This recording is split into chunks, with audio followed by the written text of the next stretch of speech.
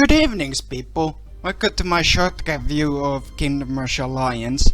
Now, this one I'm late in the party, and this is my own review of the game. Without further ado, let's get into it. Starting out, well, this is recorded way before the 11 Halloween campaign dropped, and it might be flawed once 3 maps get added.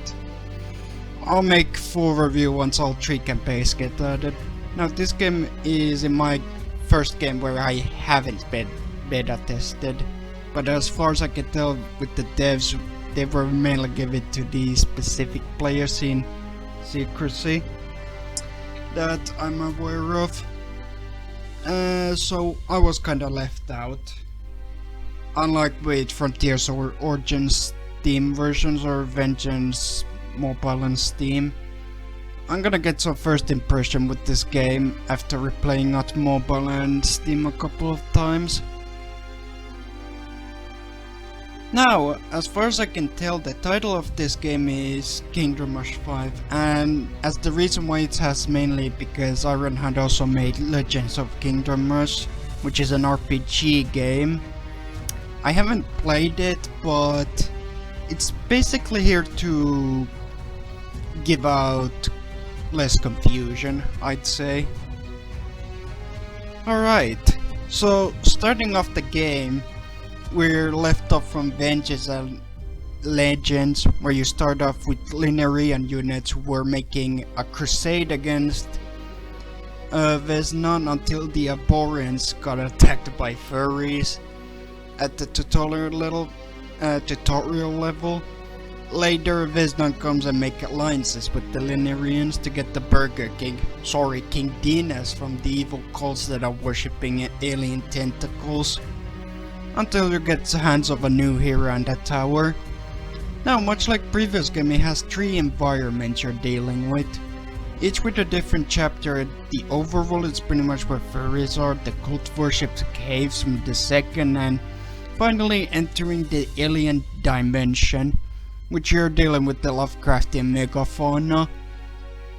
Now, much of a continuation from Vengeance, it has soul points and tower loadout system. However, unlike Vengeance or previous Kingdom Rush game, it has something new to it. Starting out, it has 2 hero system, which is new to it. Now, it's much like Frontiers and Origins, where you can basically have 2 heroes, but this is like per level specific. And you can work together as a Linearian or Dark Army, and you can control both of it. Now, having two heroes is really cool concept. However, the main issue is that they have to remove the Rain of Fire, which was a very powerful AoE spell. Now, I'm not sure why it is, but given that Vengeance Soul Impact was pretty weak, and having 2 spells, powerful spells, which also, by the way, from upgrade system can also recharge if you do it 5 times. So it's a good trade-off. Now, the heroes themselves have lower stats than previous got outside Vengeance, especially with respawn times. However, having 4 ability plus a bit hero spell makes up for it. Now, this is a heavy micro game, so be aware of that. The game also introduces ability to move your troops, which is a nice change of pace, especially with reinforcements. Unlike previous where reinforcement placement was the key component of the placement. However, the mechanic can sometimes be frustrating at times, especially if you move your barrack or hero for mistake. The game also introduces info codes where clicking on the enemies gives it like info. It's supposed to replace the encyclopedia, which is somehow removed from the Steam edition. However, I generally see it as a downgrade. I feel like having an encyclopedia is good. I mean, Vengeance didn't have it on mobile, but on Steam it has. And the info content isn't exactly helpful, especially when there's enemies with hidden abilities. Now, much like Vengeance, it has tower loadouts with returning 1 besides Paladin, Arcane and Necromancer. while the new ones are the Royal Archer, Triton and Ballista, Emissary, Demon Speed, Flame Speeder and many more. And some new enemies turn allies like Rocket Riders, Gulaimon as the Dark Army, or the allies being the Northerners or Nomads. Now, unlike Vengeance, all the towers were reworked where all the towers have a purpose, like Paladins be the best at stalling with groups of tougher, Demon Pit being good at swarms but is horrible tanky, made for dying, and gunners have very low HP yet high DPS with their guns and able to attack flying enemies. Now, on the surface it's a good decision since every tower has a purpose. Unlike Vengeance, a lot of towers cannot combo with one another, and while removing third ability is a good thing, most tower abilities kinda seem boring, with either having one passive and active while other has just damage options. Now, most towers introduce are unique or do something new, and there are favorites like the Ballista or this Flame Speeder. However, they mostly have very boring ability, which, like I said, it kinda sucks with them, unlike Vengeance. However, I prefer loadout I prefer mostly for the beginners, Royal Archers, Paladins, and later on you can get like the Flame Speeder, Rocket Riders and Channelers. Of course, the Arcane Visitor is a really good tower, not gonna lie. Now, as for the heroes, like I said, you must use 2 heroes at once. Starting out with Esper, Raelin, Nugu and Crimson as 3 heroes, while Taurus, Terry and Anya were head on Arca Broden, and the 2 dragons being paid for mobile versions. On Steam that's all free. Now, there are heroes I like Raelin, Nugu, Anya, maybe even Onargro being my favorite, Anya being the best hero. She's also the daughter of Dante and Lucrezia, you know, the 2 heroes you got from Kingdom Rush Frontiers Halloween campaign. Raelin is easily the tankiest in this game, but she's incredibly slow. And Nugu being the best free hero you can have. I mean, you also got Vesper, but he's kinda average. Then there's bad heroes, like expected, like Crimson or Taurus. Though Crimson suffers from being incredibly frail and also having a buggy ability. Meanwhile, Taurus is horrible staller. If you get if you get basically him building the tower, I just recommend not upgrading. It just makes him a slightly better. Outside of that, most heroes are decently good, with dragons or flying heroes being top tier as no exceptions. Though if you're free to play a mobile, then Whisper, Railing or near you are really reliable. Now, moving on, we got into the levels and enemies. Starting off, we got the pigs from stage 1. Stage 2 introduced fat rats and beefy bears. Stage 3 has like magic turtles and condors. Stage 4 introduces snake archers and hyenas. And finally, stage 5 introduces skunks and rhino mini-boss, with the boss introduced always on the final stage of each terrain. Now, what's different about this game is that each stage has a unique stage mechanic or gimmick introduced. Either it has for the allies something helpful or making the enemies much difficult to deal with the last stage always having glare itself as the stage hazard, kinda similar to the waters from the from Kingdom Rush Vengeance, Rising of the Dragon. Now, what's other difference is that stage 3 and onwards it has 2 exits, and both of it you have to defend all the time. However, since you got 2 heroes at your arsenal, it keeps the 2 exits all the more easier. However, this game incentivizes a lot of micro, so be masterful of that. Now, I'm not sure if I like this or not, but while I do like Alliance introducing mini-boss for each campaign, they're not exactly mini-bosses. They're more like glorified giant enemies. Now they can be stunned or teleports much like regular enemies, however they're usually immune to insta-kill attacks, with the exception of Arcane Wizard's Death Ray, which does high damage instead of to bosses and mini-bosses. Now, I'm not sure if I count these as mini-bosses, but by this logic, the Twilight Golem or these Balrogs from Origins should count as mini-bosses as well, which never kinda made sense. The game also upgraded enemy health for Vengeance, however they also took a downgrade when nerfing the damage for some reason. Now, this is probably a controversial take, but I don't really like this. Now, in this game, Barracks got a nerf on the health penalty. You can see it with the regular Barracks, the Rocket Riders and all, but they also nerfed the enemy's damage dealing, which makes stalling laughably the easiest, and you could basically make the enemies less difficult to deal with. Especially if you got Railing or Nero's damage negation ability, which basically is just bullying. In Kingdom Hearts games, enemies got high melee damage simply because you can't just stall them forever. And the only way to stall them is your units need high health, good armor, or stall with melee heroes. However, in this game, enemies' damage output is so low that you pretty much can stall most weak enemies. Even with just level 1 or level 2 Barracks, Paladins is good enough, which is, my opinion, bad design. I also noticed that there's not a lot of like enemies with resistances, though it sometimes pops up.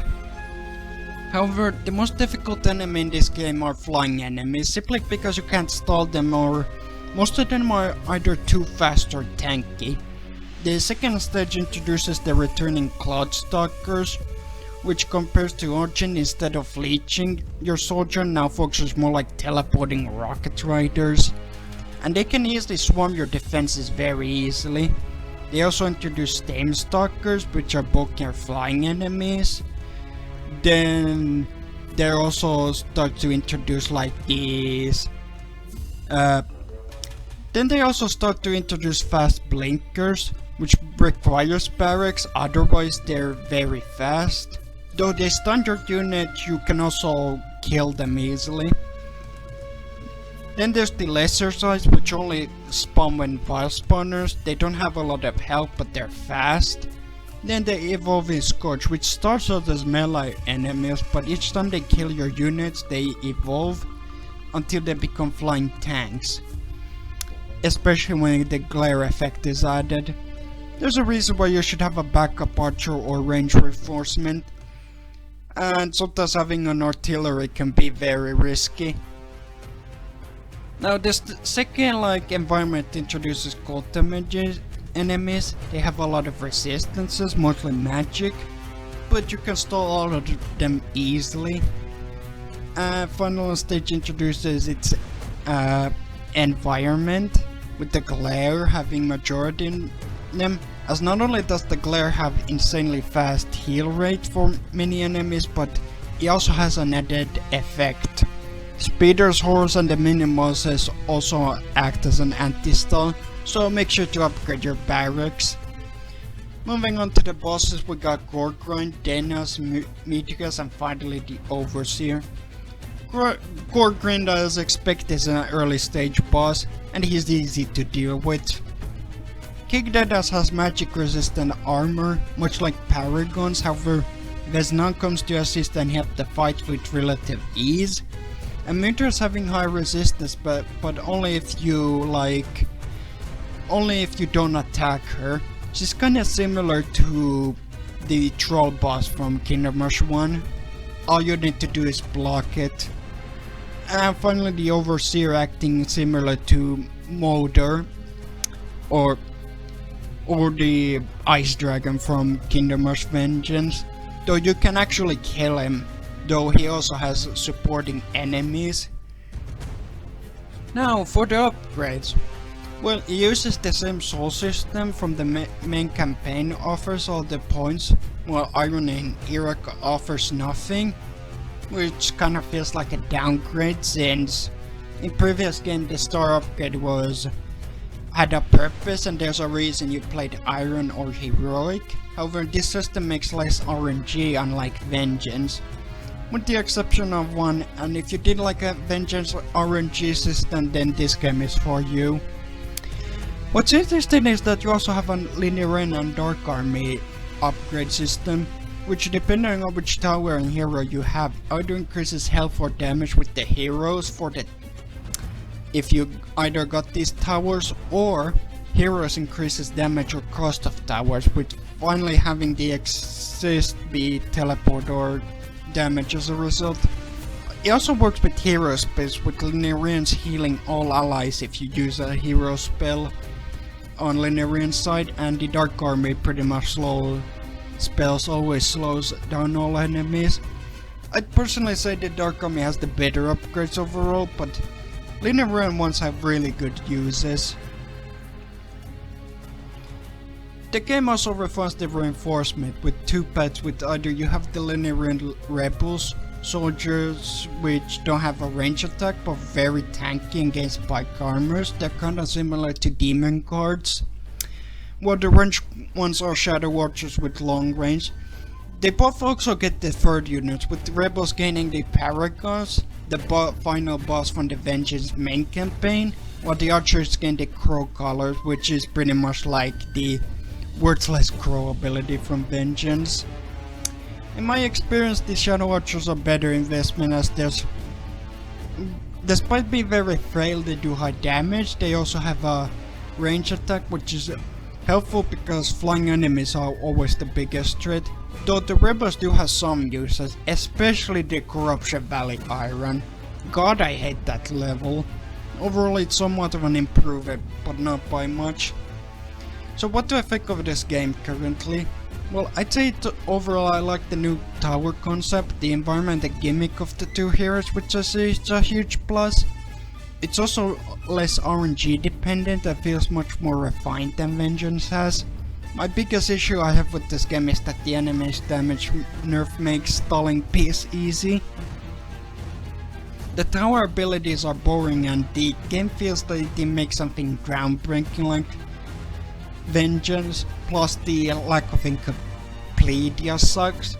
Now, this game is heavily marketed as the most difficult Kingdom Rush game to date by Kingdom Rush YouTubers, especially Voduke. However, in my experience, if you place your towers right, the most of this is kinda easy, with the exception of the last few stages with Iron and Heroic. Overall, I currently my least favorite, but that could change once other campaigns get added. And it's by no means a bad game, much like other Kingdom Rush game. It didn't do anything groundbreaking like Vengeance or a fun loadout, but it's a decent start. Now, let's move on to the first elite stages, which is the Undying Furry campaign.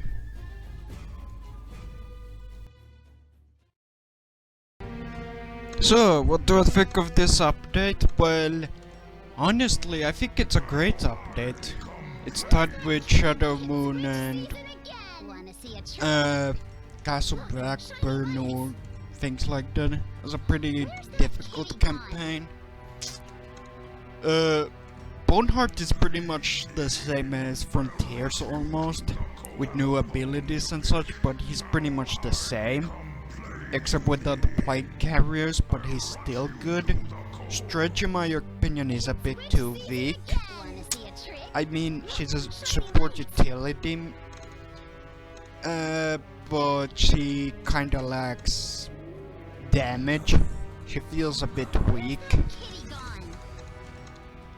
What do I think of the Twilight Longbows? Well, I would say that it's extremely powerful, especially if you put Thrill of the Hunt, because if you level up this early, it will do a lot of damage. And it's incredibly good, not gonna lie. Support blades, my opinion, they're kinda weak. I only recommend leveling up to level 1. I mean, the harassers themselves are pretty alright blockers, but they feel too frail. They do good damage, but they're incredibly frail. Also, you could pretty much prioritize which enemies you attack. Either max HP, which is like enemy with the highest health, or basically focusing on the enemy that's nearest to the exit. My opinion, nearest to the exit is better because you could just level up this one faster. What do I think of the enemies? Well, I'd say they're incredibly like fun to fight against.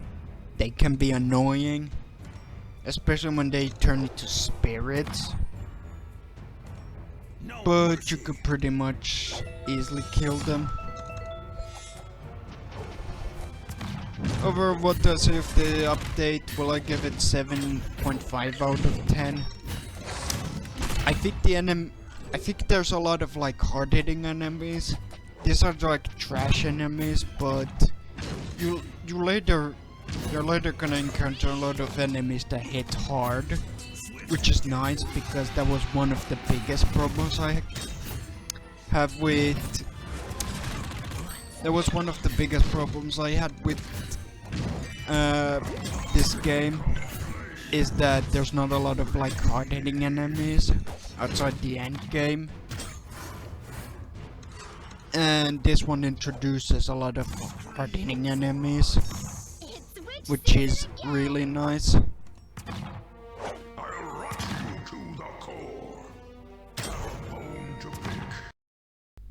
What do you think of the Alliance?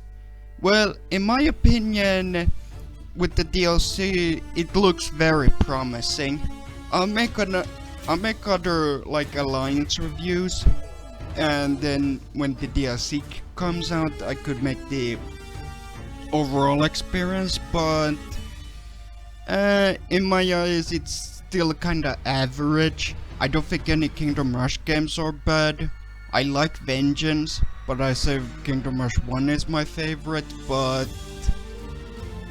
I'll get to see Alliance once the other stages and the DLC comes out. But for now, I'll be leaving, and I'll get to guys see you later. And also, happy Halloween, as I like to say. See you later.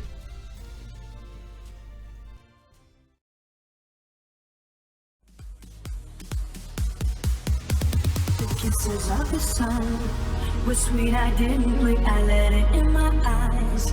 Like an exotic drink, the radio playing songs that I have never heard. I don't know what to say. Oh, not another word, just